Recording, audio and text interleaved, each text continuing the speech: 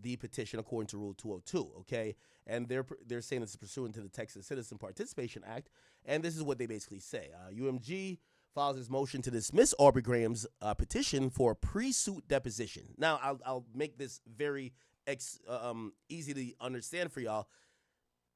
Remember, this petition, when it was filed in New York and Texas, was a pre-legal, pre-lawsuit action that Drake was doing to get information to be able to sue. Now, granted, he sued, right? And he sued UMG. So this is why we don't see iHeartMedia saying anything, because they're hoping that they just kind of get let off the hook like Spotify. But UMG is already in a fight with Drake in federal court because Drake already sued. So now they're like, well, this other petition, I'm going to put a motion to dismiss. And essentially what they're saying is, Drake wanted a few things, right, in this petition. He wanted to question and depose. So it's like a legal proceeding where you could ask questions in organized settings with a lawyer and some type of arbitrator. And it is, you're sworn under penalty of perjury, so you got to tell the truth. He wanted answers. So, for example, Drake would have had his lawyers question maybe Lucian Grange or maybe the person who is the lead of, urban music for iHeartMedia. And you know what he was going to probably ask. Hey, listen, have y'all ever taken money to inflate the streams or if it was iHeart, to play a record on the radio repetitively, right? Did Kendrick or a radio team spend money with y'all? They were probably going to ask Lucian Grange and them, hey, did you guys knowingly, like all that type of stuff, right? So, it's a deposition.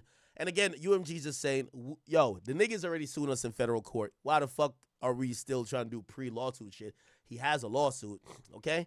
And they're saying that they want this one to be dismissed, okay? Now, the things that they're saying in support of it is this. They said that the petition arises out of an ongoing feud between two prominent rap artists, okay? Drake and Kendrick Lamar, right?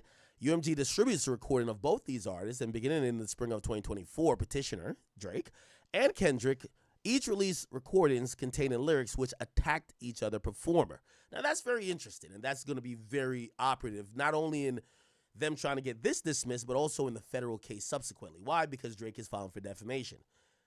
Universal's kind of playing, it's a pre-card almost. They're kind of showing you their hand a bit. They're saying, we're going to tell the judge, we didn't defame Drake. If anything, there were two artists that were defaming each other. We distribute both of them. We have vested interest in both of them. We're the neutral party. If anything, we're promoting free speech. So essentially, UMG is going to say, Drake, you need to sue Kendrick, and vice versa. If Kendrick has a problem with you saying he beat his wife, or you saying that his manager is the father of his kid, y'all should sue each other, not us, okay? So they're basically saying, yeah, we distribute both of their recordings, but they attacked each other with songs that are known in the genre as diss tracks. Okay, the rap battle culminated in a recording by Kendrick Lamar called Not Like Us, released in May 2024, to which Drake has taken offense. Now, I'm going to be honest with you. There is all type of very petty, sly, undertone disses here, and you got to understand it when it's put in a legal sense. They're basically saying Drake is sensitive. I'm sorry. That's what UMG is saying. They're saying they're engaged in a rap battle, releasing diss songs, but one song that eventually got released got Drake in his feelings. That's what they're saying. Okay. Says rather than addressing his grievances with Kendrick Lamar, Drake has resorted to strategic legal retaliation against UMG and others in an apparent effort to pressure them to limit the distribution of Not Like Us. Now, that gives us another insight as well. It's apparent that Universal believes that Drake, and it's kind of interesting, right? They haven't said up front that they believe that Drake is salty, that his value has decreased, or maybe his negotiation leverage and power. They're saying that they feel Drake want them to take the song off or to limit its distribution, which essentially is going to be very problematic for Drake. Let me kind of lay this out for you, right? We've seen previously Pusha T accuse Drake of being able to stop a record or stop someone from being on a record. Now, when UMG, the big dog, is saying, oh, Drake is suing us in a action to try to pressure us to limit the distribution of the song, if this goes to court, those things are probably going to get mentioned to say, hey, Drake usually plays ball like this, where he in the past has been able to pressure or use his power and leverage to force people not to put out a record or put somebody on it. And in this case, because he couldn't do said thing in terms of having, the entities that be stop the record or don't promote it or whatever the case is, now he's suing. So again, by the way, I'm regurgitating and I'm just breaking down what's being written by the lawyers of UMG. This is not what I think. This is all about my interpretation of what's being said. So it appears that UMG's stance is that, oh, Drake wanted us to stop the record, and we didn't stop the record. Now, that's going to get tricky on both sides. Number one, if we get further into the woods with this, we're probably going to see some proof that maybe Drake has stopped records in the past, which, by the way, Pusha T and other people have said it happened. Secondly, we're probably going to get proof that UMG has allowed artists to stop records at times. And it's this lawsuit with Drake and UMG is such a messy, bitch fight. And what I mean by bitch fight, it's like a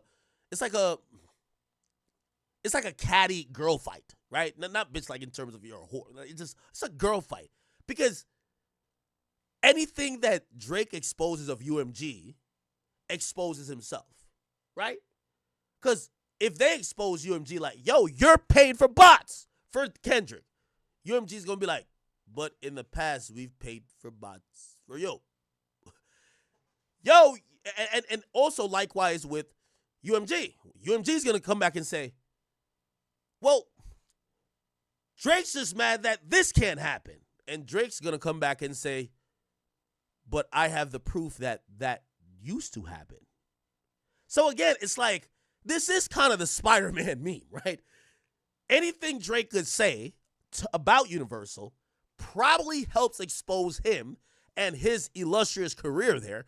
And anything that UMG could try to sidestep about Drake will probably not only expose Drake, but expose how they deal with top tier artists. So nobody wins except the fans, because we get to sit here and we get to be in a business, okay? Unless, and by the way, for all the people, no matter if you're a Drake fan or a Kendrick fan, this is why I love the music industry. I want to be up in everybody's business, okay? So it'll be in our benefit because we're going to start seeing some tea. We're going to start seeing, and I hate that word, but we're going to start seeing some real info about what's going on in this bitch. You get what I'm saying?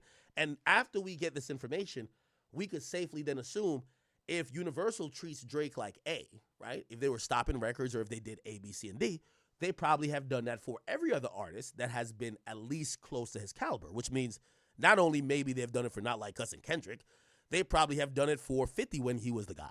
Which, by the way, 50 admitted that he had power to move around and affect people's release dates or even maybe their status on a label. So that's the thing, right? But it's going to kind of be maybe the first time legally that we get the definitive answers about what could a label do or what do they do or what have they done, right? That's going to be very interesting, okay? Okay. Hold on. It says, all right, the TCPA protects parties from this exact type of legal retaliation by providing an expedited process to summarily dismiss legal actions, including petitions for pre-suit deposition. So UMG is moving aggressively. They want this to be dismissed. Now, let me give you also some more context on what is happening. Say yeah? Okay. Let me give you a little bit more information on what supposedly is happening on the legal front in the federal lawsuit. So, essentially, Universal's prepared. By the way, this was 114 page or 144 pages they filed in county court, Bexar County Court in Texas for that petition. They're gonna do an answer to Drake in federal court, which is an actual lawsuit, and they requested what's called like, yo, hey, listen, we need an extension on the deadline to file our response. Drake's team, rather than waiting for the judge to either rule if they're going to give the extension or not, Drake's team said, we're cool, we'll agree to that, which, by the way, if you're trying to get this case going along, a lot of times both parties will agree to certain things to make, it limits the amount of time the judge has to make an order, right? Because sometimes you'll just be left around waiting. And also, you want to, like, no matter how adversarial the suing process is, you got to play ball somewhat to keep the ball going. So Drake has agreed to extension in the deadline for UMG to file their response, and also subsequently agree in a deadline, an extension of the deadline for them to do the same thing that they did here, but do it in a federal case, which is a motion to dismiss. So again, I think Universal is good. They're preparing to try to, hit Drake over the head with shit. They definitely want to clobber him. But, for me, I don't want to see this dismissed. At this point, I want all the tea, and I want all the drama, and I want all the beans spilled. I want to know exactly how much money Drake got. I want to know what the negotiations have been like. And by the way, I don't know if we get into those particular details, will stuff be filed under seal, but we're kind of heading there, right? We're kind of heading there where at a point Drake is going to have to make this crystal clear. How was his value diminished? Remember, we talked about defamation yesterday. How was your value diminished? How was it? How were these defamatory statements affecting you and affecting your business, your net worth, your earning potential, and all these things? And Drake is going to have to say, well, listen, they offered me this. They sent over a deal memo that said I could have gotten paid $500 million, which is $500 million, and I wanted 600. But after the battle, when I countered and I said I'll take 550, they said, actually, we're not giving you 500 no more. We're giving you 300. And that would be legit proof, right? Now, I keep telling you, when it comes to this lawsuit, I don't like this particular lawsuit by Drake, because once you bring in music, if it was tweets, I think this would be a good case for Drake. But once you bring in music, that then introduces a whole other realm of, well, how much of art could be just used as expression? Could it be used as satire? Could it be used as parody? Versus, are these statements that if you say, you have to literally stand on? And especially during the genre of rap music, and then hence a rap battle and diss songs. Because here's the thing, and I know some people here love Drake, and y'all gotta know Drake's my favorite artist. Here's where I fear. If Drake is successful here, if I'm a rapper, matter of fact, no, I'll tell you this as a fact. If Drake is successful here, I'm suing everybody who's ever dissed me in a record. You said Akademiks is pussy, you're getting a lawsuit. I promise you. I'm telling you, I'm filing hella lawsuits. Nobody better ever diss me in a goddamn song, because really, we all look at music and we kind of look at it par for the course. Okay, all right, just like, all right, Lil Baby diss me, or Meek diss me, or, well, who has diss me in music? Whoever. And forget about me. But there's actual, like, if I'm, with all due respect, if I'm Meek Mill, I'm filing a lawsuit against Drake. Yo, you got to catch this lawsuit, bro. Like, you killed my career. You killed it. Nah, I was selling 250,000. You start clowning me. Is it the world tour, your girl tour? Trigger fingers turn to Twitter fingers. What?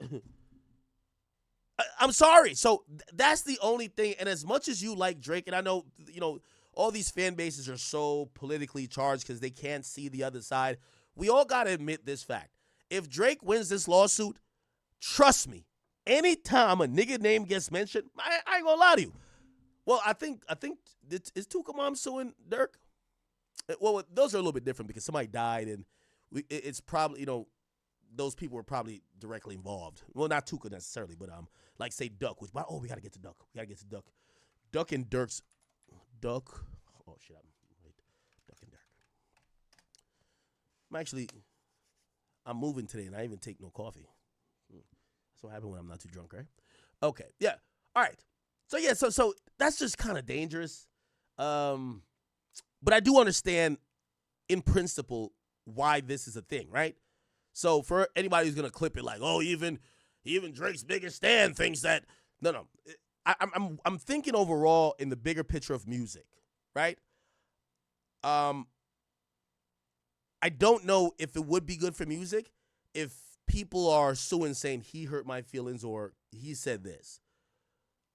Also, do we want to give or have labels on the defense to say, okay, we need to have a team in place to review songs that might be defamatory and then we have to make the decision whether or not to drop it, because without that, we don't get drill music. Drill music is dead. Like, this lawsuit would mean the death of drill music. You get what I'm saying? Because if a record label then has to start going over line by line and combing through what you're alleging or what you're accusing or what you're saying in a song, is it hurting somebody's feelings? Is it defaming someone? We are in rap music. Yo, 100 shots. How the fuck you mean 100 shots? Yeah, fucked your bitch, you fat motherfucker. Like, these are the things that I'm not saying that the culture thrives on, but it is a part of the heart and core of hip hop. And yes, I do think that 100% Kendrick Lamar lied and said Drake was a pedophile, but it brings us in a tricky place. You almost got to get it back in blood in a sense, right? You kind of got to get it back in blood, because in reality, once we do the lawsuit thing, everybody should file a lawsuit. You get what I'm saying? Yo, Ja Rule, them niggas was saying all type of shit about you. You get what I'm saying? There's mad lawsuits to be filed. So that's the only reason why I don't like it. But I do think that Kendrick definitely went over. He definitely just said one of the wildest lies ever, right? You're a pedophile. Like, that's one of the wildest lies ever. Now, I also want to say, again, I'm not the biggest fan of this lawsuit. I can't wait to get back to the music. I think Drake's an amazing musician. No matter what you guys say, I think he's still the best musician. But talks of lawsuits and stuff like that, this is not the highlight of me talking about Drake. I will say that Drake, I do think he should just sue Kendrick Lamar. Like, I think he didn't sue Kendrick at first because I think he thought this barrage of criticism about the lawsuit was going to be skirted by people saying, oh, no, he's not suing Kendrick, he's suing UMG. But people are treating it like he's suing Kendrick, right? I ain't gonna lie, I would have just throw that nigga name on it. I'm suing him, Mustard, Engineer. I'm suing Top Dog, Punch. You getting sued too. Everybody getting sued. Again, I'm just saying if you're gonna do it, just do it all the way. You know what I mean? Like, we can't halfway with this shit. That's all I'm saying, in my opinion, right? And that's why I think that Universal is gonna make a valid point. Yo, it's like, put it like this. Say, I don't know, this might be a bad analogy. Okay. Wow. I don't even know what analogy would really be super pinpoint. If you're not suing the actual guy that made the most egregious and offensive act, and you're only suing us, it feels like you have some type of ploy. Now, again, here's the thing too. And with all due respect to everybody who's listening, do I think that Drake is suing because he lost the rap battle? I don't.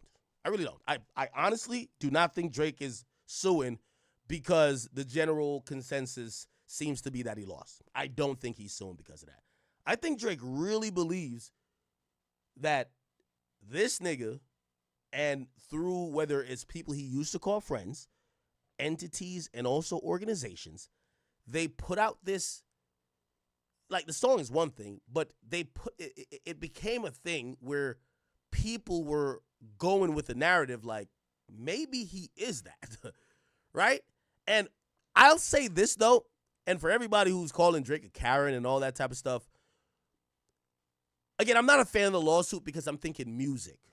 But in terms of his reputation, the lawsuit's the best thing for him to do. Because here's the thing now, it's put up or shut up. For everybody's like, well, he was on stage with a 17-year-old. Well, I heard that there was some young girls, like, wait, we're just waiting on somebody to come out. It's put up or shut up. He's suing. He's saying, show me that I am. And if you show me that I am, you're not defaming me. But if you can't show me that I am, you're a fucking liar defaming me. So for his reputation, I understand the lawsuit, 100%. If someone's calling you a pedophile and you're not, you should sue them. I don't like it for music, if you understand what that means.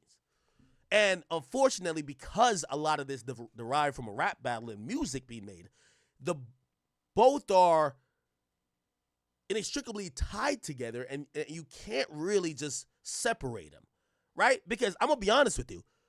If someone was online that was popular and they were calling another person, like say a pedophile or an R word, and that was completely false, at a certain point, you have to take action. Because here's the thing. Let's think about Diddy. When you're on defense and people are making accusations against you, all of a sudden the people start, in the court of public opinion, you start looking guilty. Like even with Diddy. Again, you know what I've thought about that. I think Cassie said a lot of shit that's probably true. But there's 100 more people that came out. This has only been 3 days ago since he started getting back on the offensive. And what happens is that if you are just sitting here and everybody's accusing you of shit and you're being quiet or whatever, or putting out these little random statements, nah, maybe this nigga did do it. Like, you see how Jay-Z handled his shit? Yo, hey, if I did that, put me in jail. That's exactly what Jay-Z did. Jay-Z was so forceful with it, and Jay-Z was so proactive with it, it kind of makes you realize, like, oh, y'all really ain't had shit about it. Like, oh, y'all was lying. So I can't knock the lawsuit for Drake defending his reputation and his image. For anybody, even if you don't like Drake, and this is what I've realized, you know, I keep saying that, Drake needs a PR team or something. I know somebody's gonna be like, that's you. No, it's not.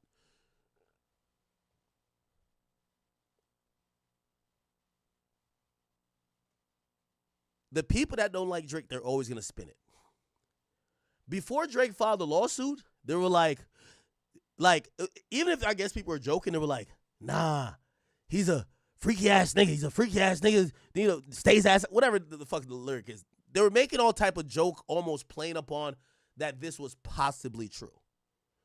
Drake files this petition down, subsequently became a lawsuit where he is standing on saying, well, if I'm a pedophile, show me it. And now everybody's like, well, we were just joking about that, but you a bitch for filing the lawsuit. Like, what? Why you file a lawsuit? Like, wait, how could you win? So you either shut the fuck up and let people call you a pedophile, or you file the lawsuit, and now people are saying, nigga, why you filing lawsuits? You a bitch. So again, obviously, and that's what I'm saying. Honestly, I really don't think this nigga filed a lawsuit because he lost a rap battle, right?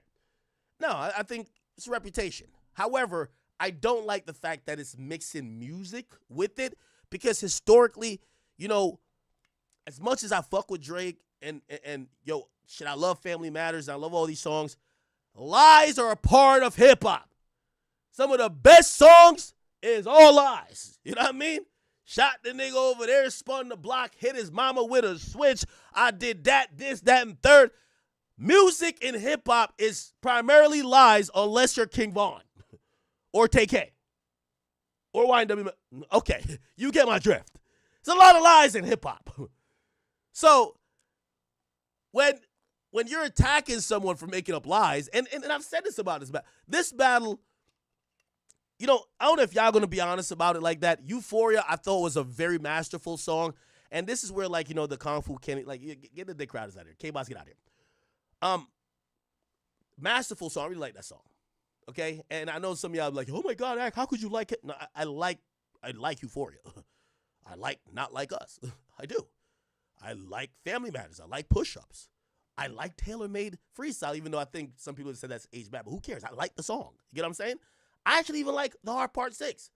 The record I didn't really like that much. Oh, I like 616, which, I was mentioned though. Meet the Grams was just kind of like too Jigsaw, soft 15 type of vibes. I didn't like that too much, but whatever. All good. Right? And Buried Alive 2, I was like, I could have done with that, right? I'll ask y'all this question. Because for me, And if people have ever, and I'll be very honest, like, I'm trying to like be very, hopefully y'all don't think that this is some weird agenda. If you've ever seen like me being a little bit apprehensive in like saying who won the battle, it's because a lot of times, even when, and I always say it's about the Pusha T battle, right? And I'm like, yeah, I guess Drake lost the battle, but for me, it's like weird because I'm like, I don't think he got out-rapped. Like, I like when somebody get clearly out-rapped. You get what I'm saying? Not to bring it to the what we listened to last night with the Tusi and shit like that. I don't think the Kendrick battle with Drake nor the Pusha T battle were won by raps. I still, to this day, I don't care. I'm not lying. Maybe it's just because I like Drake's music more. I still think Duppy Freestyle was a better rap song, better bars than Story of Adidon. I still think that. I'm sorry. I'm not even trying to be biased, but I really do think that. So I don't think he got out-rapped, but I do think in the storyline of everything that happened, and yes, a battle is more than rapping. So I'm admitting that. Too. But for me, I do care about the rapping a lot. I don't think he got out-rapped there, but I think in the culmination of everything, if you say Drake lost to Pusha T, I get it. I completely get it. Like, whatever. Him versus Kendrick, I don't think Drake got out-rapped by Kendrick neither. I don't think he got out-rapped. But if we put everything together, the impact of Not Like Us, like how Kendrick masterfully laid out a bunch of things, and you said Kendrick won, I'm not going to fight you over that neither. I'm only talking about the rapping aspect, right? And, obviously there's going to be some delusional K-boss in here like, no, like Kendrick rapped miles at, no. I think the rapping was close in both battles. The strategy was definitely better by the other guys overall, right? Kendrick hit him with an uppercut. I'm going to do what you do best. Drop a bop on you. Okay? Cool. Pusha T. Hey, listen, I might not have the platform you have, right? Yeah, I know you could keep up me with the raps, but I'm just going to drop a grenade in the room and run out, and you deal with it. Both worked. I thought it was, you got to give credit to the strategist. So it is what it is, right? Okay. Anyway, I don't know why I went to that little diatribe, but yeah. Cool. All right. All right. Okay. Somebody said, I'm impressed by Drake's elementary raps. All right, whatever, bro. Okay. So this is happening. Again, I've told you guys what I thought about it. We will see what happens. I think Drake's attorney has to really show what they really got because UMG is really showing up in a big way. They're not playing around. And if you ask me about the future of Drake putting out music, I don't think that's going to be happening anytime soon. Okay? Somebody says, only reason why Ak is saying whatever is because Drake is watching me? No. What the fuck are y'all talking about? Wait, do y'all really think that Drake got out rap? I don't think he got rap. All right, we don't have to get back in there. Okay. Bet.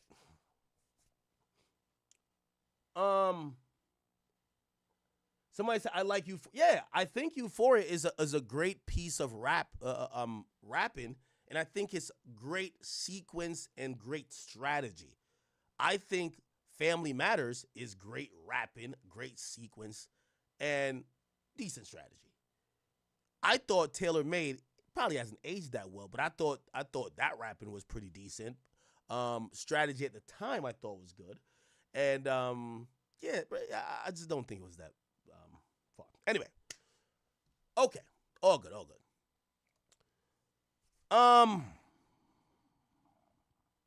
Well, you know who reacted to the Drake lawsuit?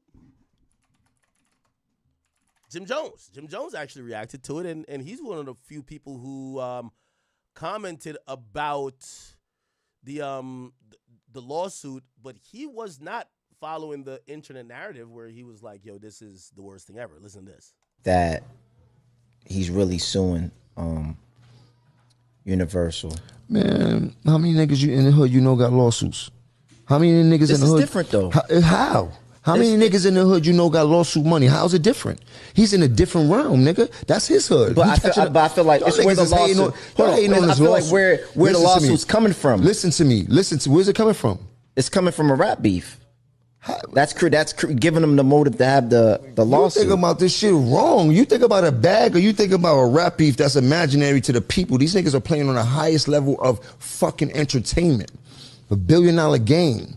Now, if he could catch $1 billion game in the midst of a rap beef, shitting me? Are you kidding me? I think reputation matters.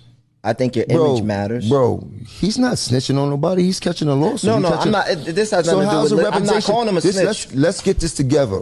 Because he's not in a court of law. He's not have a personal suing against Kendrick Lamar, which everybody seems to think that this lawsuit is about. He didn't sue Kendrick Lamar.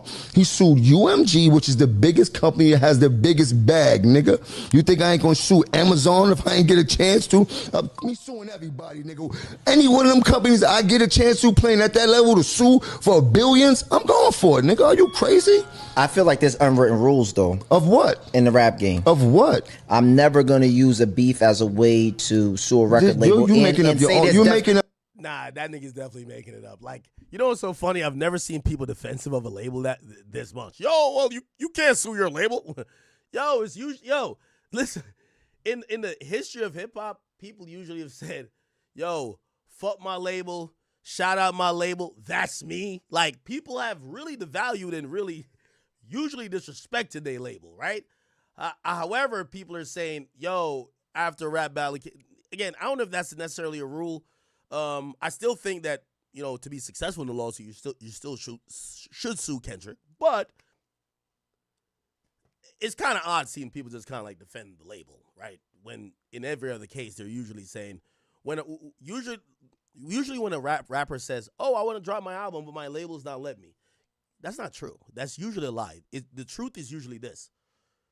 Oh, the label wants to give me, I want to get more money. They won't give me more money. So I don't want to turn into music, and I want to get a better negotiation in ahead of my new deal. They won't give it to me, so the music you're anticipating is not going to drop. I'm going to use it as leverage that y'all could bully the label. I'm never going to use a beef as a way to sue a record label. You're making up your own unwritten rules. If he was suing Kendrick Lamar for defamation of character directly, papers got sent to him. People in the hip hop, you know how much people you could sue? People here in the hip hop game should be in a uproar. Like, oh, this nigga. Well, when Tracy Morgan just caught that bag, we was happy for him, right? Of course, it was a car accident. So how the fuck we not gonna be happy about somebody who get a bag from one of the biggest companies that been raping everybody anyway? You heard? So if it was on the flip side and a coalition of our smart rappers were to come together and be like, we're suing UMG for money retroactive for all of the bullshit games they've been playing and shit like that, it would have been, oh, hip-hop wins, one for the culture. But because this man is smart enough to use his turbulence to go after a bigger picture, which none of us will ever be in them rooms anyway. He's suing UMG, bro. I understand that. Yeah, you talk about something you'll never ever understand the in and outs of when you come into that type of money. You heard? Like, so when we deal with the media, that's what we do. They heighten everything. And when you deal with rap and hip hop, they twist everything. This has no reflection of the street and the code of snitching on them. But you know what? No. You know what a real snitch is? I never. Drake. Ooh, okay.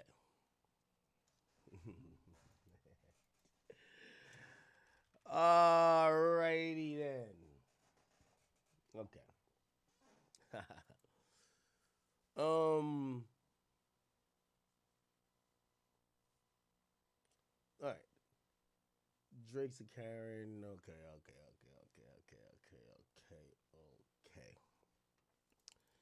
All right.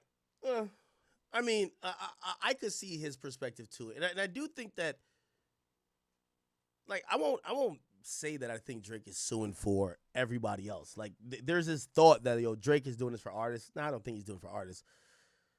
He wants his bag. It is what it is. Okay. All right. We do have a couple other. Oh damn! I didn't take this off my head. All right. So we got Bill Haney. Oh, I want to do Dirk and Duck's father.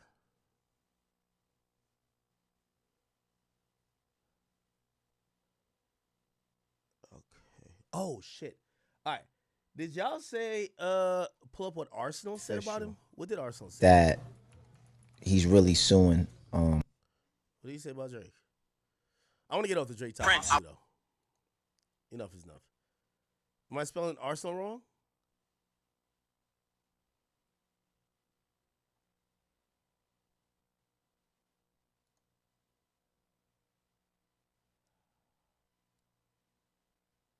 Oh, said nigga, you ratatouille.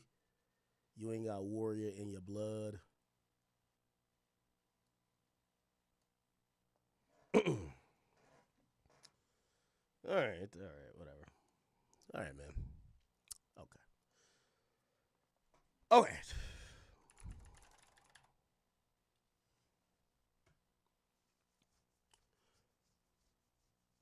Kendrick Lamar did another.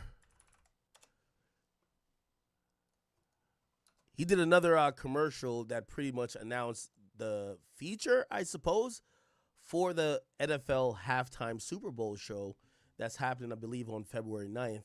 And this was it here, and you guys could probably guess who the feature is going to be. What's up with it? Yeah, everything's smooth. I'm on the field right now. Yeah, you know, same old, keeping the body in motion, getting that wind up. You know, this field a lot bigger than what people think, so that's a must. Exactly. Now, I've been thinking. What's up with it? Yeah, everything's smooth. I'm on the field right now. Okay, all right. I'm going to be honest with you. I don't think this is that surprising. You know, the thing about Super Bowl performances is that, you know, obviously you have the main event. I think from what I recollect, they either get like 12 minutes or maybe 15, and how it's broken up is like about 70% or maybe 60% goes to the main performer. But a lot of it is also them kind of bringing out guests and having, you know, other people, you know, touch the stage on their behalf, maybe a collaboration or maybe other people who they've either looked up to or have some association with. Obviously, when it was Dr. Dre and Snoop Dogg, we saw they did a whole West Coast themed, or let's say Aftermath, Interscope themed performance where they pretty much brought out people aligned with those people. So when you think about Kendrick Lamar, you know, and with all due respect to a few of the people in TDE, right, you have to ask these questions, right? Who is he going to bring out, right? Who is he that cool with? Now, if I'm listening to Kendrick and he's sticking to his word on everything he's saying, it appears that he's either going to try to keep it West Coast or keep it TDE or PG Lang. So if you ask me, SZA, that makes sense. And obviously this is SZA here throwing, you know, the water or the Gatorade, I guess. I guess this is probably sponsored by Gatorade or something on Kendrick. So this makes sense because they're also going on a stadium tour. Who else do I think is probably going to be brought out? I think Baby Keem is going to be brought out. I could see Snoop Dogg coming back out, right? I think that I could see Snoop Dogg and Dre coming back out. We got to think about whoever's going to touch the stage, and with all due respect to, I'm trying to think, do y'all think like a J-Rock or like, you know, Ab-Soul and Schoolboy Q would probably be brought out? I don't know, maybe. I don't know. That might be a thing. But I'm wondering about the big hitters that he would probably bring out. Obviously, SZA, but I'm trying to think who else. Like, what are y'all thinking? Let me see.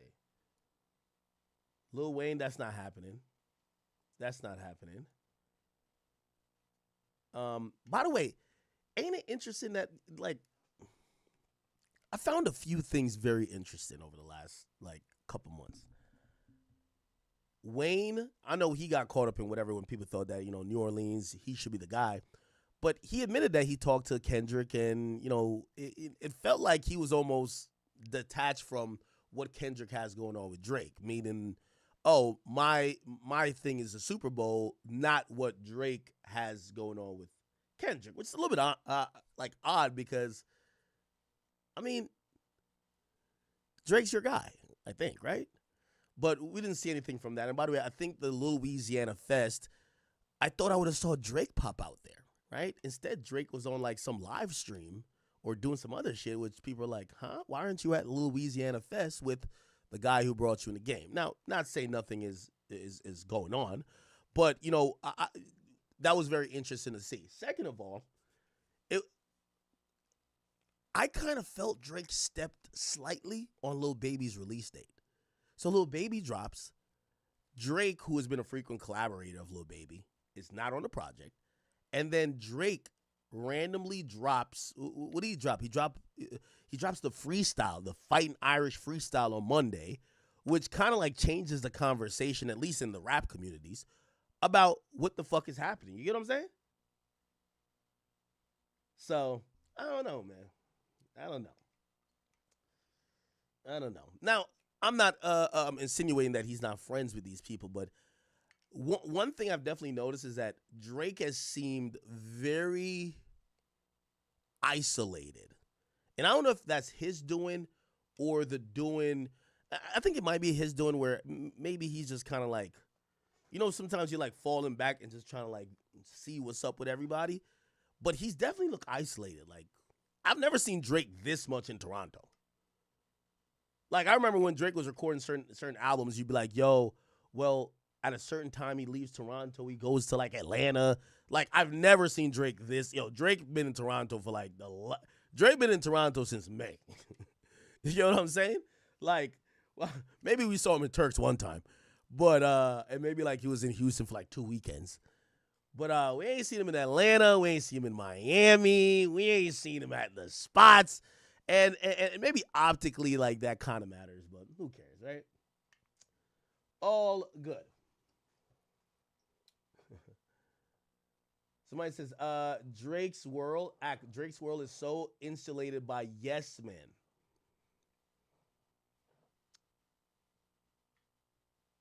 Do you think that? Like, I'm always one to say when I think people's world is insulated by yes men. I do think Drake's world is insulated. I don't know if it's by yes men. Or maybe the mere fact that I think it's insulated, that means yes man. But I think his world is insulated where he's not just out there and probably consuming everything. But does he have yes man? Like, who would be the yes man around him? I did have one advice, and I'll get off the Drake thing for a while. Pause. But I was watching Joe Budden. He made a very valid point. I agreed all the way. I was like, synergy, my brother, synergy. Let me see if I can find it. Find it. Yo, shout out to this page, man. This page always has the most relevant clips. Can I find it? And I think I've espoused some of these like thoughts before as well. So hearing Joe say, and when Joe is saying certain shit, like, sometimes fans don't understand what this is. All right, I'm gonna get to it. Hold on. I'm about to tell you. I'm gonna find it. Hold on. Here we go. This is great. Now, I hope they don't shut down, because I know Joe be having this shit copywritten. Like, Joe's making a bag. Hopefully he doesn't fuck with my shit. Hold on. All right, I'm going to play this. He has all the resources in the world. Mm-hmm. Albums, and to get songs popping and moving costs money. I'm not sure that he know how much. Probably not. I'm not sure he know how much Universal has spent on making some of these songs stick. But if you know music, today, he's having a hard time making something stick, and it's not because he lost talent. It's not that. It's not because he lost talent. No, I don't believe that. He's still him. But without that label, and without that button that they push, he's dropped joints that some people feel could go. I was... Circadian rhythm. Hey, listen, I said this before, and Drake fan pages who felt like I was switching up on Drake killed me. But y'all are speaking as fans, and this is where I think that the Joe Budden expertise, and somebody even like me, not saying I work with labels. I know when they've pushed a button. Like, anytime, like the things you think are organic, I could tell you the price for it. I could say, oh, that was a $70,000 spend right there. That you're thinking, oh no, this is just popping off.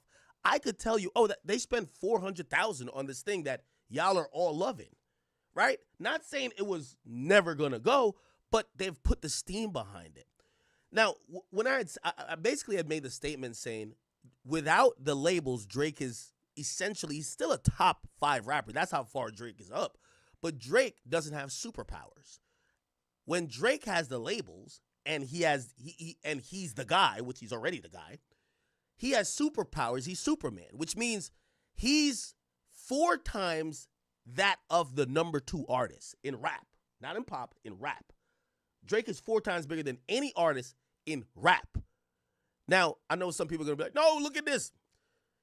Labels play all type of games, and, you know, I should let Joe continue to speak more because I feel like I'm just saying my point without letting him say it, then I just add to it. But this is what a lot of people don't know and won't understand. And this is where I do think Drake is also having a problem. I think Drake genuinely believes,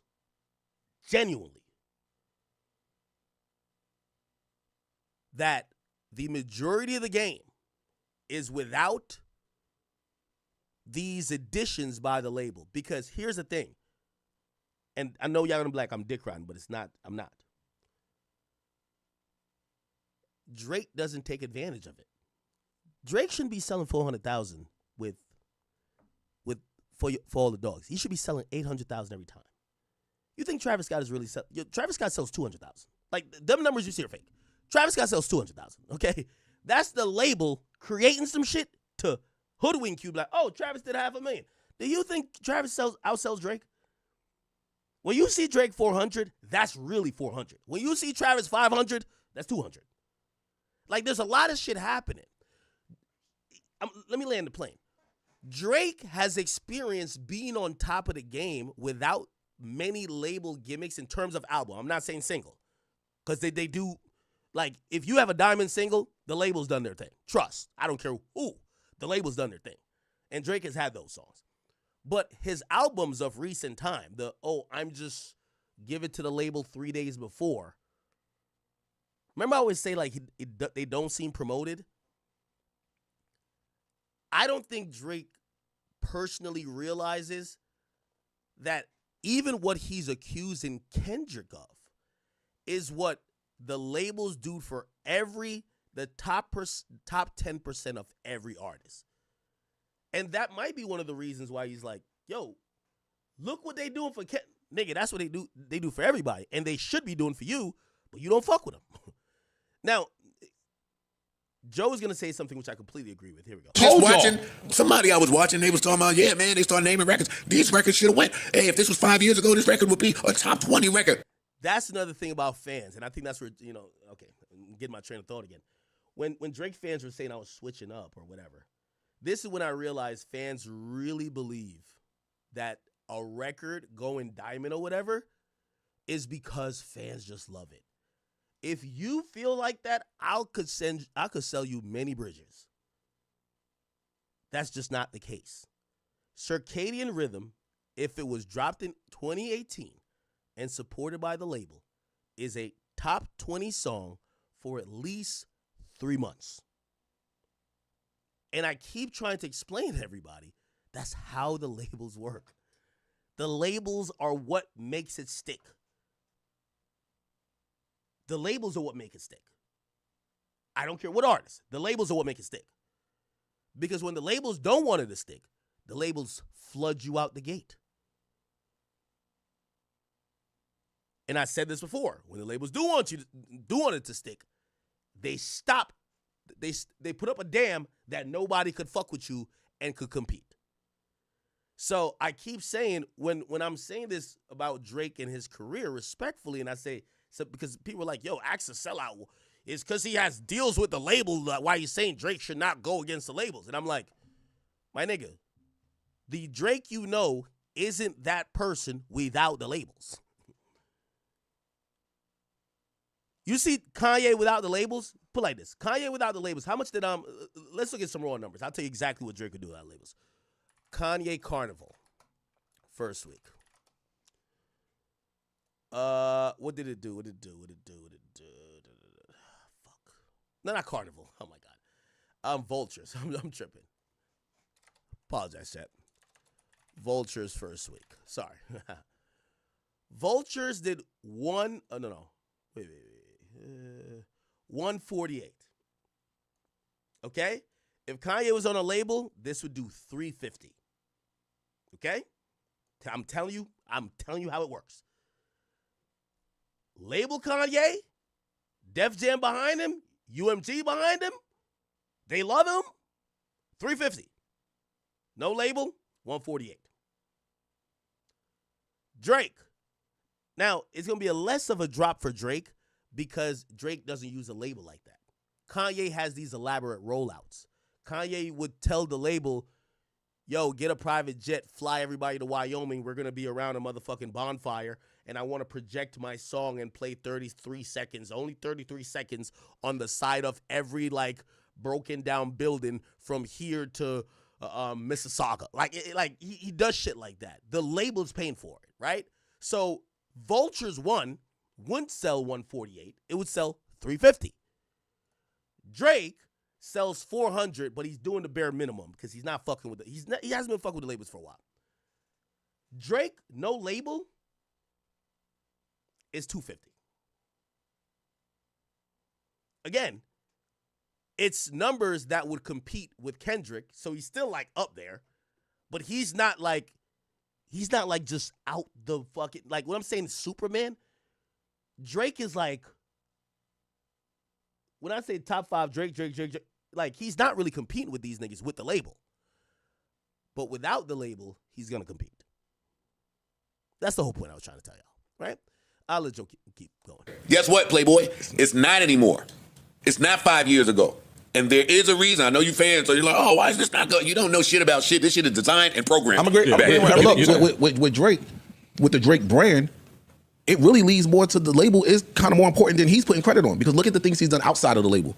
The knock the Nike brand. It ain't take off like Kanye shit did. Nothing. The OVO Jordans. Now, that's very different. Drake doesn't have a cultural effect, and his influence outside of music, that has nothing to do with the labels. That's almost like a cool factor. That's curating a brand, right? Like A$AP Rocky has done that. It doesn't matter if A$AP Rocky's on a label or not. His fashion sense dictates what people want to look like and wear, right? I've said it, like Drake at his peak, if Drake wore something versus Rocky wearing something, people are going to go with what Rocky wears. So that doesn't really correlate to how popping you are in music. Ain't take off like that. Like the OVO label. The OVO label, yeah. Respectfully. Everything that you've done outside of music ain't. Now, I'll say this about the OVO label. Drake could have, of course, had OVO label take off. Like, exactly. But again, it would require him taking a step back and diluting his brand and putting his name, likeness, and his clout on the line selflessly to promote other people, even if it didn't work. And it's kind of like remember when DJ Khaled had the We the Best thing and you had Ace Hood and all these other guys? When Khaled got lit on Snapchat, yes, he could have used his likeness to further promote these guys, but he realized, like, I'm sorry, Drake realized I make more money, even though, well, at this point, Drake owns the shit. I make more money from me rather than other people doing that. You get what I'm saying? Ain't really hit like that. And if music is only hitting because the label is pushing, not saying only, but it's almost like, and we seeing the label not push the button now, and the music ain't even hitting. Do you think the label suppressed it? I think they just let it go. Yeah, they suppressed where he tried to drop on his own. They snatched shit down. Like he tried to put some shit out, they'll strike it. They did that. But that was telling us how they felt. Yeah, true. That was telling us it's up already now. Where they stood on things, and that this relationship has soured. To take it back to fucking the battle and Kendrick really quickly, it's not just me. I'm what the culture is feeling. However y'all interpret culture, because it's subjective now, but I would assume that Kendrick, let me not say Kendrick, that somebody had a talk Some with conversations somebody. with some people, yeah. And there was a word on the curb, in the great words of Melissa Ford. And, yo, dog, we were saying it. Hey, this is odd that this record won't leave #1. Why is this like that shit? They ain't shoot a video. What did they do besides press a button? We don't know. Maybe this. Now, I mean, it works both ways too, right? So, like, when we talk about, like, a song like Circadian Rhythm, and, I think it's an amazing song. I think it's a great song. I think that's Drake, making songs that we know he's made before in the past, but they've worked. When we think about songs like that, and then we're like, why doesn't it work? partially we have to say it's because of the label. Why is my mic so fucking low? Sorry. All right. Why is my mic so low? Okay, let me turn this up a little bit more. Sorry, Chad. Okay. So, yeah. Now, it works both ways. And this is why, like, I think, sometimes we have this, like, in fighting between, like, people who like one artist versus the other. If you could admit and you think that what I'm saying is true for Drake, you should also admit, and this is also me admitting, right? So I'm admitting that every song that Drake is at, like Hotline Bling, the labels are probably 50% responsible for that success, right? Now, if we're admitting that and we're saying, well, Drake isn't on the best terms with the labels, that's why a song like Circadian Rhythm doesn't go like that or doesn't get like 2 times or 3 times more successful, you then have to admit in the same breath, oh, shit, Kendrick's song, yes, it was going to be successful, but of course, it's probably twice as successful. Not that, shit, it's probably at billions of streams by now, like 3 billion versus 1.5 billion is still crazy, right? You have to acknowledge that the labels probably helped with the Kendrick song. That should be easily and honestly done, right? Spend some money. But when a record stays at number 1 all that time, these are clear indicators. And he chose to, and I'm not getting back to his decisions during the beef, but he chose to focus on artists. When that boy knew his real beef was higher than that.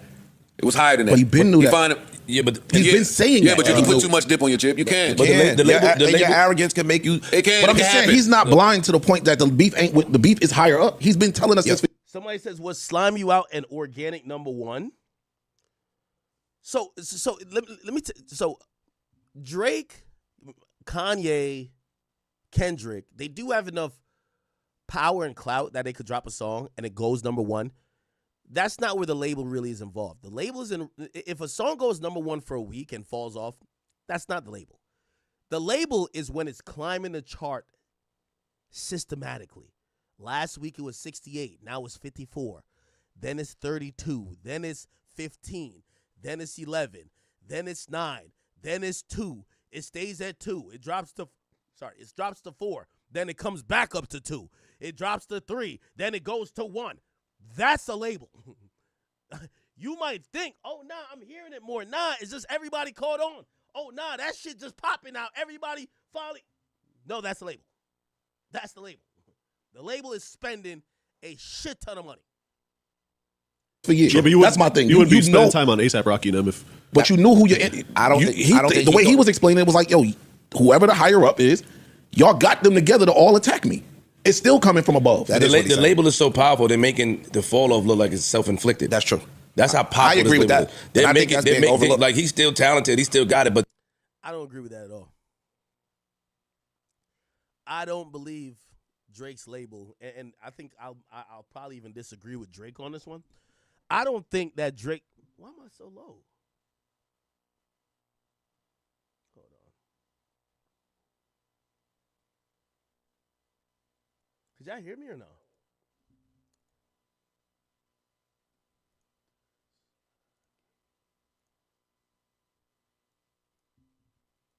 Okay, do I sound better? The fuck? No, it's just not working.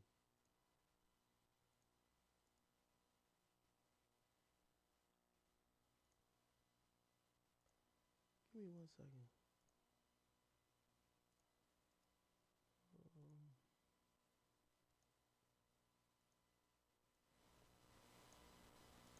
Okay. Do I sound better?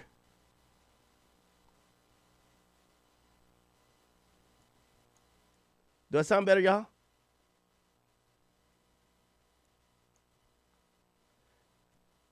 Do I sound better?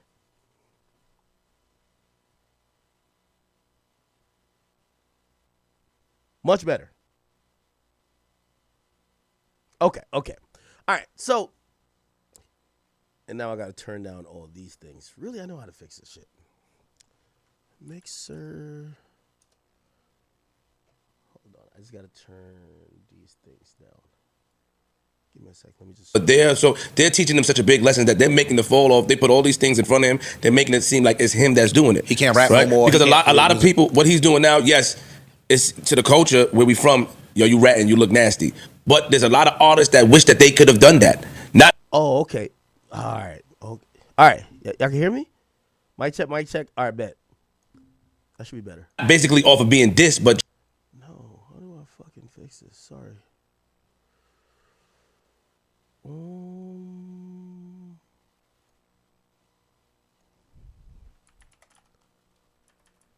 I know y'all been having problems with my sound. Okay, let's see. Just go against a label that are moving things and to make them look a certain way. Or all right, that should be good. Okay, that sounds about right? Is my voice balanced? My voice should be balanced, right? Am I good?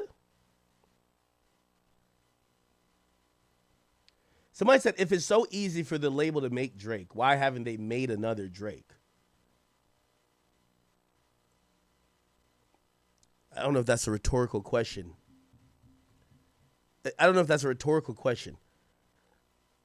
A label, okay, so UMG, anytime, this is the problem with how you're thinking. You're thinking as a fan as if the label needs to make a artist. The label cares about a bottom line and money.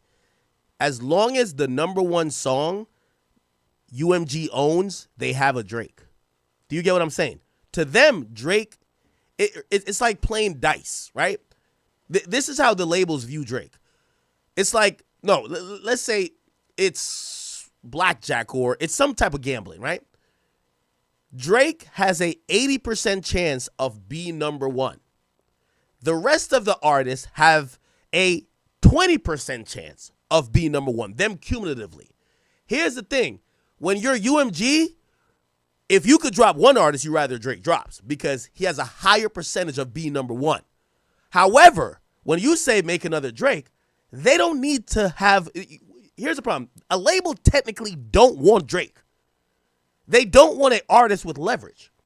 Put it like this. And just think about Drake's contract now. Drake owns his masters.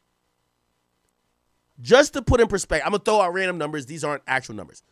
If Drake so say CLB grossed $300 million. The label's take of that, and we're not gonna put overheads in terms of recoupment, in terms of like advances, like for example the 400 mil. Well, let's just talk about raw profit. If Drake was a nobody artist, the label would take $250 million of that $300 million. If it's nobody, because it's Drake, they take $100 or $150 million. Do you get what I'm saying? A label don't want Drake. He's number one. He is good to have, but labels care about market share, right? Yo, as long as we have the artist with the number one record, we're good. Matter of fact, they get more money when somebody else got number one, not Drake. So when you say make Drake, labels don't want to create a Michael Jackson. You want to give a nigga that much leverage that the more music he keeps getting more and more clout, and the more music he puts out, you gain less and less of that music. This is another reason I can't wait for us to see it in lawsuits if it ever gets there. Drake is going to make the perfect example that, yo, Universal owned Take Care.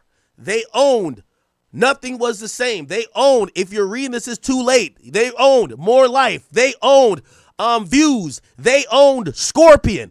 They owned those records. So they own the majority of my catalog. I own maybe a piece of it, but very small pieces of it. Now, after I signed my new deal and I own my shit, they ain't that fond of it. Why? Because now the inmates are running the asylum. So this whole thing that y'all think that labels want to get another Drake, no, they like the fact that he's a sure bet. He's a sure bet. It's like betting on Tank Davis. When you bet on Tank Davis versus somebody, let's say you bet $1 million that Tank is going to knock out his next opponent. He probably will. You don't double your money. You know what they do? we'll pay you $200,000 while you risk $1 million. So we pay you 1.2 if he knocks him out. But if he don't, you lose $1 million. However, if it's the random dude who knocks out, my crown, knocks out the behemoth, you're going to get 5 extra money. So it's all about what you invest versus what you're going to get. The labels are playing catalogs, and they have all type of people. Universal, the reason why they're the people that can't be defeated is that they strive their best to control the market share. That when Billboard puts out a report that's an internal label report, right? The executives read this. So while we're like, oh my God, Drake's on the chart, they read this. Hey, Universal, this week's Billboard Hot 100, your set of artists owned 40% of the charts. They're going to laugh. They're going to smile. They're like, okay, we owned 40% of the top 100 songs. They don't care if it was Taylor Swift. They don't care if it was Post Malone. They don't care if it was The Weeknd. They don't care if it was Drake. They own, well, those are all their songs they're distributed. You get what I'm saying? Like, when you get to it, like, for example, and I know, like, I think that comment is sending me on a real sidebar here. When you get to, what do you call it again? When you get to, when you get to like Taylor Swift, have you ever, there's a documentary about Taylor Swift signing her new deal with Universal. And Universal essentially, basically just to get her was down to spend hundreds of millions to buy her back catalog, her masters, just to give it back to her. And even then, after they did that, for her catalog going on in the future, they weren't going to own her catalog. They were going to have pretty much almost like a portion of it in a licensing situation and also distribution on it. And when you look at that, yes, Taylor Swift is more valuable to UMG in terms of market share and her dominance, and that they could leverage her. Yes, she brings a lot of money, but Taylor Swift has all the leverage in that relationship.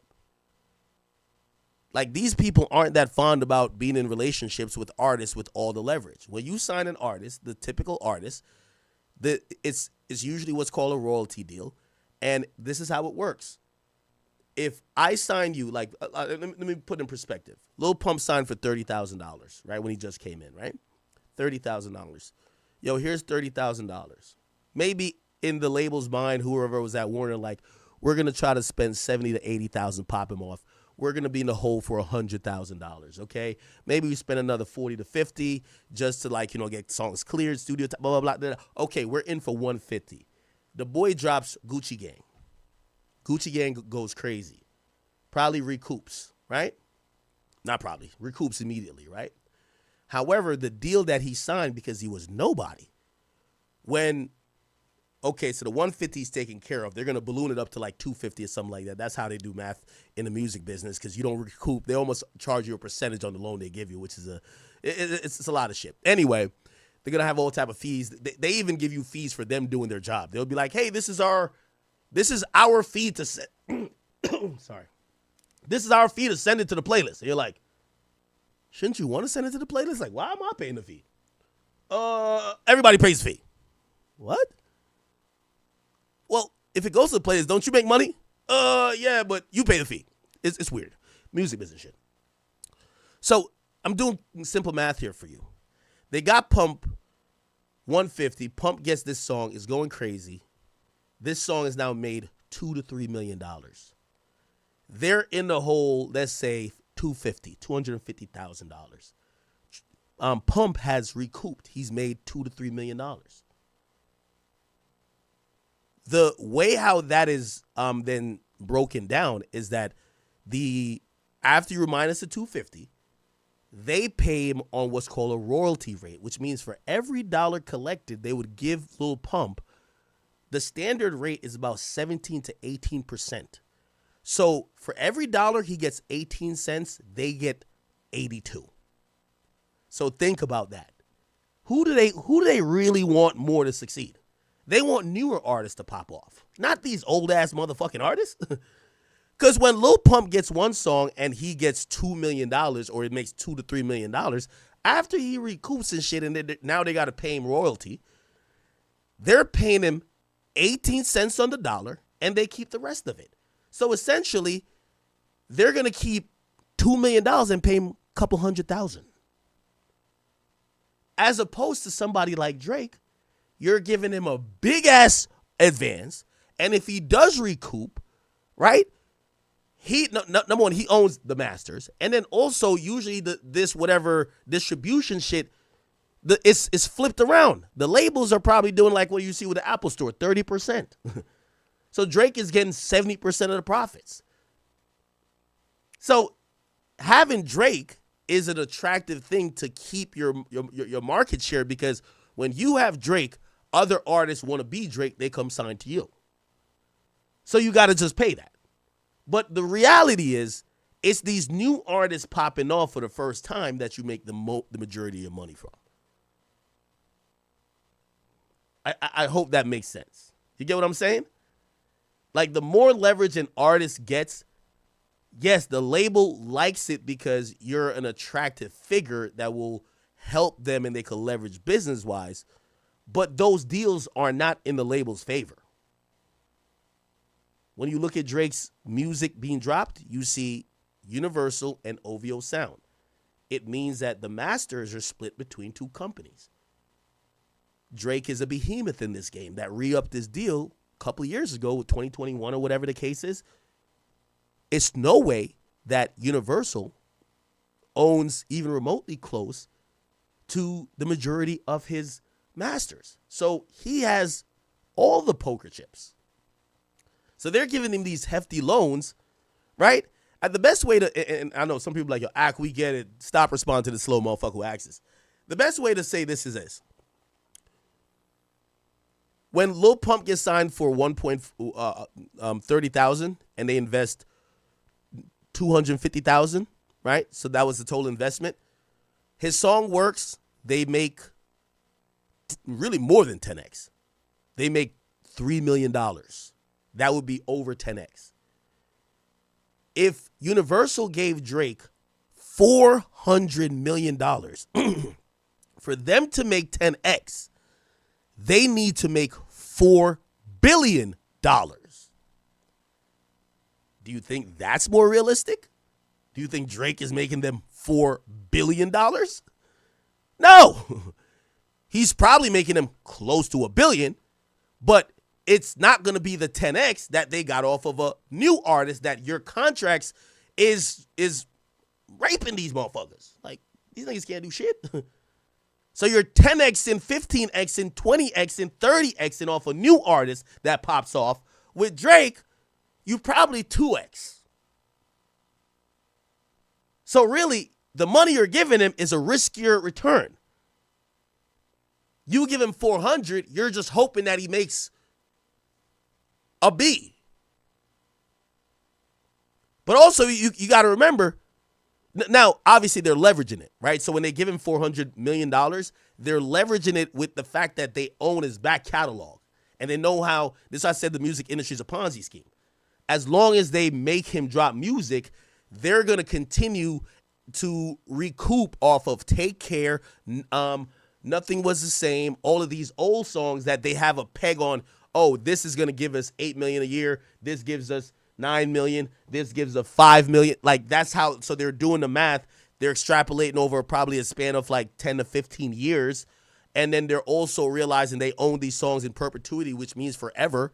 And then they're like, yo, hey, in 20 years, we think we're gonna properly 4x our money. So Drake's catalog, plus what he drops during the deal, we gave him 400. We're gonna make $1.6 billion. Drake don't want to wait 30 years, right? Because Drake want his bread now because he want to go fly around on the jumbo jets and go to Turks. But the labels, they move like a bank. The bank give you a 30-year mortgage on your house. The bank could wait 30 years. In 30 years, you're old. You want the house now. So you say, okay, I'll keep paying you for 30 years.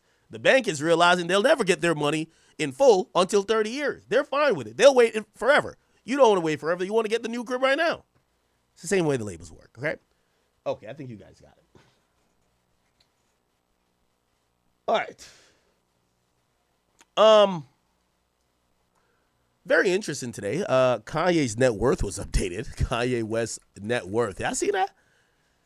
So apparently, Forbes has. Am I tripping? Ooh, okay. This is so we have some problems here. So it says Kanye West shocking net worth. Hold on, let me make this a little bit smaller. Kanye West shocking net worth revealed. Okay. Says no secret that Kanye West has found tremendous success in both music and his various business endeavors, while the controversial personality still manages to raise eyebrows here and there.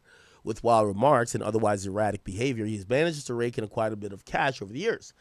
It might even be more than one expects, okay, as according to Eaton Venture Services, so I guess that's the company that's now evaluating his net worth, he's back in a billionaire club, okay? The business evaluation company reports that Ye's net worth is worth a whopping $2.77 billion.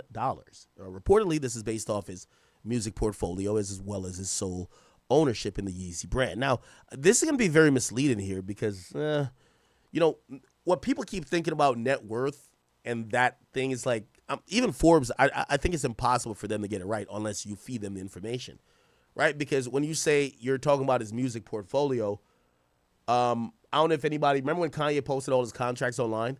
I don't know if anybody read most of them. Kanye didn't own his music. That's why one of the biggest beef he was having. So when you think about College Dropout, My Beautiful Dark Fantasy, Kanye doesn't own those projects at all, right? Those projects and their classic albums, his first 5 classics, he doesn't own. So they continue to do well because of the brand and the name of Yeezy, but primarily it's being paid in royalties to Def Jam. Kanye isn't getting that. You get what I'm saying? His subsequent and later work, he started to have, some more negotiation power, being able to get a little bit more. And obviously when it comes to Vultures 1 and 2, he does own those projects, but those are very newer releases. He doesn't have that much of an independent catalog. So when you say his music portfolio is worth that, because remember we're talking about net worth, and I hope I'm not going too fast. I know you guys are very smart, so you'll catch up. Here's the thing. Like, if I was, like, if in reality, I guess I'm telling people business here. Well, let me tell business that y'all know. So Future sold, like, think about this, right? So Future sold his publishing rights, right? And again, all right, this is a little bit different because now I got to get into publishing versus masters. Sells masters. Let me see. Which rappers sold their masters? Okay, Wayne, right? Lil Wayne masters, right?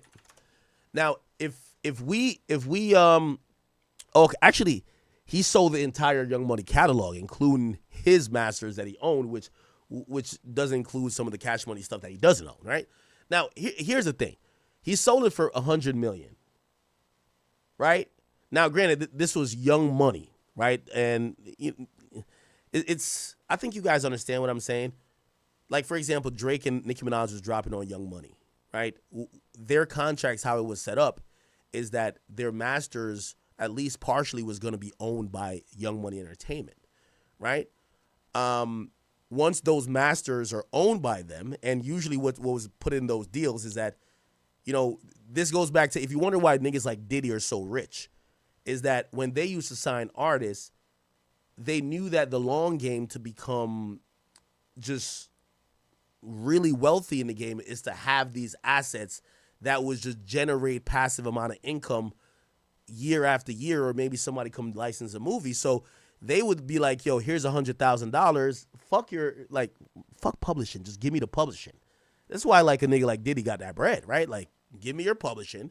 So now in perpetuity, which means forever, the publishing from your music, I make all that money. So when you hear like someone like Wayne or anyone else, or like say Future sold Future sold publishing. But what I'm trying to say is that when we think about masters, think about it like a pie. When you first get in the game, the label usually says the whole pie of your masters we own. Your first 3 albums, we own all of them. Okay? after you're about to get to that first negotiation, because now you're lit, right? And they usually throw you on they basically give you on a smoke screen. They said, don't worry about the masters. Yo, sign this publishing deal over there. And that rapper is usually like, what? Oh my God. Like, for example, say 6ix9ine. 6ix9ine goes and signs a deal, a publishing deal, or say Trippie Redd. They sign a multi-million-dollar publishing deal, which that publishing deal is just leveraging the fact that he has successful songs, but they get millions of dollars in hand. So they forget about their masters. However, later on, when you see somebody like Irv Gotti when he sells the masters, right? He sold the masters for all those motherfuckers. You know, that's why when Ashanti was like, nah, give us back the masters. Niggas like, no, the hell?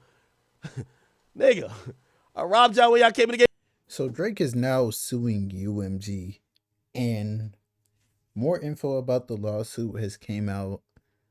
I don't know why anyone's surprised about how everything is going.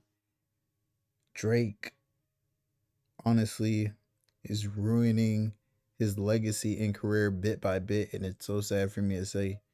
Him with all these lawsuits and stuff. Like, okay, let's say Kendrick is botting and all that stuff. Bro, botting is to a point. I like what Axe said before, rappers like Drake and stuff, they're in their own little bubble. Their entourage is never playing Not Like Us. He's never seen Not Like Us. He did not know the song was that big. But yes, Not Like Us is a hit song. Like, internationally, Drake is the bigger artist, but when you're at the top for so long, bro, people don't want to see you there anymore. And I feel like that's the case what happened with Drake partly. And also, Not Like Us, it's a bop, bro. Like, it's an anthem. Like, bro, it's sad to say. And Drake, man, Drake might be one of the most hypocritical rappers. You know, he's emotional. Like, man, I don't know. I don't know how to defend it. Just gotta wait and see, like, the lawsuit, him putting all these people's names in there for reacting. Like, let's keep it a beam, bro. Even if UMG didn't make it so, like, people wouldn't get striked or something, they were still gonna react, bro. And the reason why it has a lot of views is because what was the #1 song for however many weeks, and the biggest rap feud in the last like 10 years. Like, come on, bro.